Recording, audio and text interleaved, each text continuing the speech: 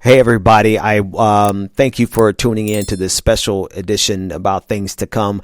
I couldn't let the day go by without discussing what's happening in the Senate, at least to some degree. I did have major technical issues this morning. My Mac just completely went out on me, and I was able to get it restored, but not without missing half of my production day, and so that's going to put me too far behind. So I am roughing it with a microphone and my iPhone, and I'm broadcasting that way. But simply because of the significance of the day. There's a couple of things that are happening in the backdrop that I would like for you to keep in mind as you watch the hearings or you hear about the Senate confirmation hearings for Coney Barrett. One is the pageantry of it all. Right. The intentional pageantry. Republicans understand that no matter what happened before this week, if they just had pushed through to these confirmation hearings, they can get her confirmed. Doesn't matter about the scandal around the president, his taxes, and the fact that we could view all of his actions as being under duress because he owes somebody $400 million. Never mind the fact that the president of the United States contracted COVID-19, and there's so many people who also have COVID-19. Mike Lee came into the Senate floor today without a mask on, even though he tested positive for COVID-19 last week. They know, despite all that, they don't care if they completely fall apart. They don't care if they cross that line, that finishing line, and people have died. They don't care if they're scratching and clawing their way across the finish line. They know if they start the proceedings, they can complete it. Unless something spectacular happens and senators start dropping dead between now and the last day of hearings, they are going to confirm Coney Barrett. And it's because of the pageantry. It's because they still understand the mechanisms of the Senate and the mechanisms of our institutions and the mechanisms of our media, and the fact that all they had to do was start these proceedings. Never mind the fact that they're ignoring the request of the late Ruth Bader Ginsburg. They don't care about that. Never mind they're being hypocritical about appointing someone this close to an election. Like, people are early voting in lines. I saw lines out of Georgia, and people are voting already. Millions of ballots have been cast already, and yet they're ignoring that and they're pushing their way through because they don't care. The only thing they care about is pushing and all the way to the finish line to have this individual confirmed, which shows you it's almost it is a foreboding. It is a foreboding picture of the things to come. Yeah. It really is. There's a particular word I'm looking for. It's really quite simple, and I can't think of it right now. But it's foreshadowing. Finally, it came to me. It is a foreshadowing of what's to come, folks. America is not designed to be able to handle the malevolent machinations of a death cult like the Republican Party. We often say, I often say that America's not designed to handle someone like Donald Trump. It's not. But it's certainly not designed to handle a malevolent death cult they don't care what it takes. They don't care if they're bleeding and dying. They won't stop until they have a conservative court that will do the bidding of the conservative agenda, which is to undo the entirety of the 20th century. Every progressive action that ever happened in the 20th century, they want to undo. Labor laws. They've been wanting to undo labor laws ever since we got them. The Voting Rights Act. There are Republicans who to this day, the Voting Rights Act and the Civil Rights Act feel like that it is a violation of their constitutional rights to have to abide by the Voting Rights and the Civil Rights Act. They are coming for that. Affirmative action. Never mind the fact that white women are the biggest beneficiaries of affirmative action. They still want to come for that because it's just on their menu of things to undo from the 20th century. Roe versus Wade, clearly. Obergefell versus Hodges. I know that came in the 21st century, but that's going to be one of the other things. They are coming for every bit of progress that we have ever gotten. And they're going to do it riding on the back of Coney Barrett. They don't want to talk. They're creating this false choice of, if you are concerned about her religiosity, then you are a hypocrite because you're attacking her religiosity. That's the false choice that the Republicans have set up. Never mind the fact that her religion and her religiosity, her religious beliefs, are directly a threat to people who don't want to live and abide by fundamentalist Christian values. Do we not have the right? But of course, they don't care. Lindsey Graham doesn't care about that. They don't care about the hypocrisy of it. They don't care about the fact that they can't live those lives themselves. None of that matters. They have an agenda and they are willing to burn this system down to achieve it. That's what we're facing. And the things to come, I'm sorry, I'm just going to call it, I am a religious person, obviously. But I'm just stating it for people who are listening for the first time and don't know. I'm a Christian. I am, in a lot of ways, conservative. But I can look in that, I can see the things to come as a result of Amy Coney Barrett is a complete revision of the 20th century, a complete undoing.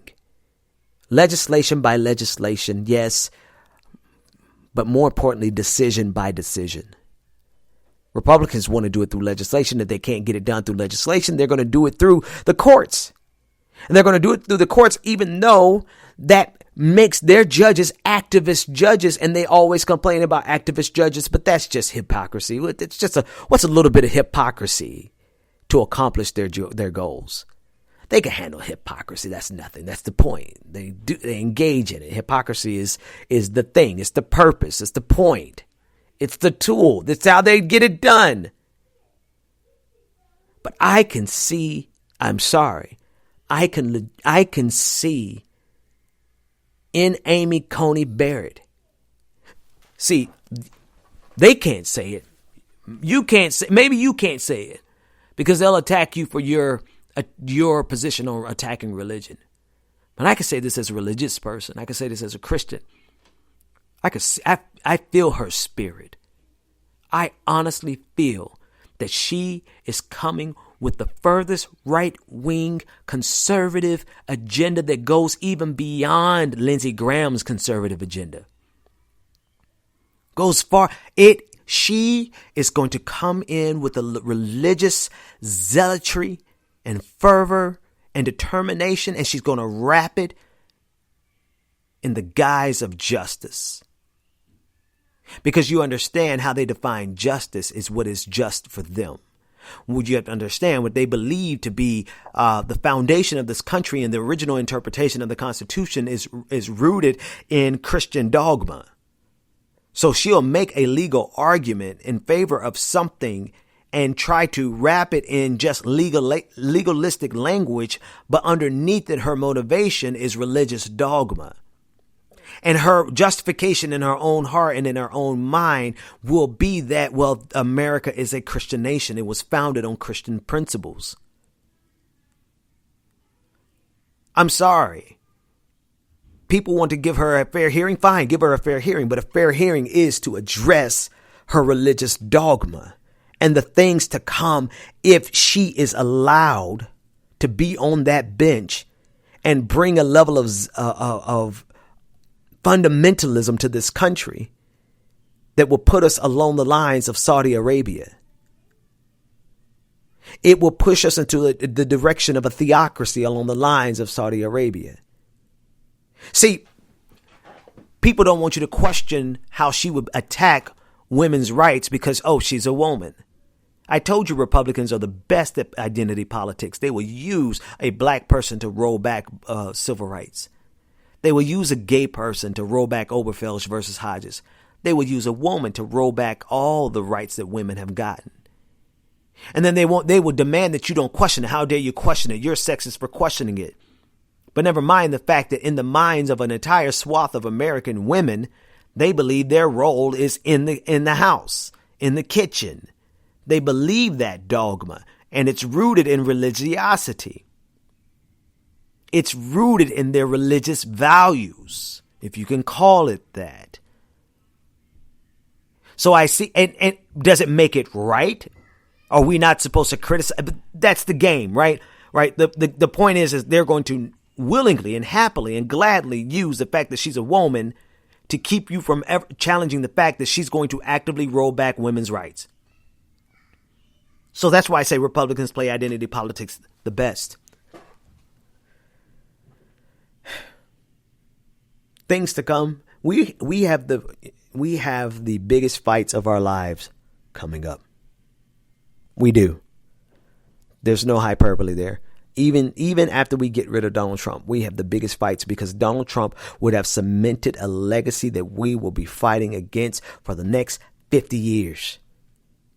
Our children are going to be fighting against a system that Donald Trump stained. Oh, sure, the problems existed before Donald Trump, but don't you think for 1 second that him appointing 183 judges with 3 Supreme Court picks and the legacy of everything he did recklessly with regard to COVID-19, don't you think for a second we won't be fighting the ramifications of Donald Trump and Trumpism for the next 50 years? Most of us won't be here when we are finally able to undo what he did. And I think we have to come to terms with something. We're in a fight that is going to last longer than we live. And to that end, we need to start planning accordingly. We're going to be dealing with Amy Coney Barrett. There's no stopping it. Like I said at the beginning of this, Republicans they don't care if they have to slash their wrist to get attention, bring attention away from something just so that they could cross the finish line. They would sacrifice their bodies, their lives, your life. They don't care. They are going to get Amy Coney Barrett on this bench no matter what. And so we're stuck with her. The only real solution in the short term to undoing the damage is to pack the courts unapologetically so. Unapologetically so. Donald Trump has already packed the courts with dozens of unqualified apparatchiks. And I don't care how technically skilled Amy Coney Barrett is. Her religiosity, her religion, her dogma, her fundamentalism is a direct threat to everyone's rights in this country. And I say that firmly and boldly and confidently as a saved Christian man. You can call it for what it is. I could try the spirit by the spirit, right? Let me get religious on y'all for 1 second. I can tell a tree by the fruit it bears. Try the spirit by the spirit. My spirit is telling me that she is the biggest threat to freedoms in this country that we have ever seen, because she is going to rule she's going to judge with a religious fervor wrapped in technical legal prowess. She's going to execute with precision, with the precision of the law, with the justification of the Bible, and help unroll back all of the progress that we've gotten in the 20th century, which compared to where we have to go was insufficient, but it was far too much progress for conservatives. So the things to come is if Democrats are not willing to pack the courts, then we've got an entire generation, we have an entire lifetime ahead of us. But here's the deal. God, I hate saying that, but I pick up these cliches and they're hard to shake sometimes.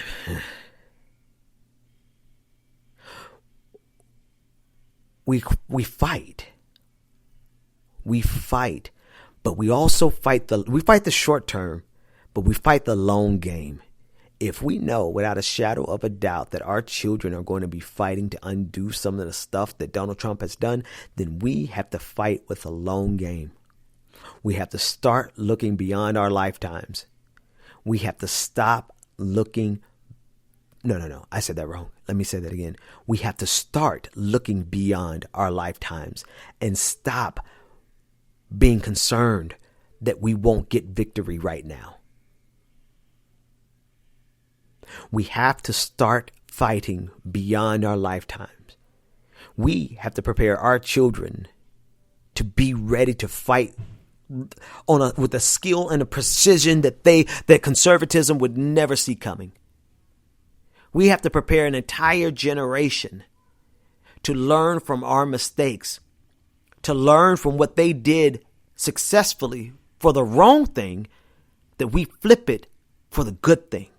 If they were Machiavellian to take away our rights, then we're going to be Machiavellian to get them back and to expand them. And we're not just going to fight for things just because we want to see them in our lifetime. We're going to plant the seeds and fight for the next generation. Maybe we don't have enough time, but damn it, we're going to fight to the end. We're going to fight and scratch and claw our way across the finish line, just like Republicans are doing the same thing to get Amy Coney Barrett on this bench. I just have to say this one more time. I was getting ready to end, but I just want to say it one more time. I can tell you as a Christian man, a Christian human, more than anything else. Now, man is irrelevant.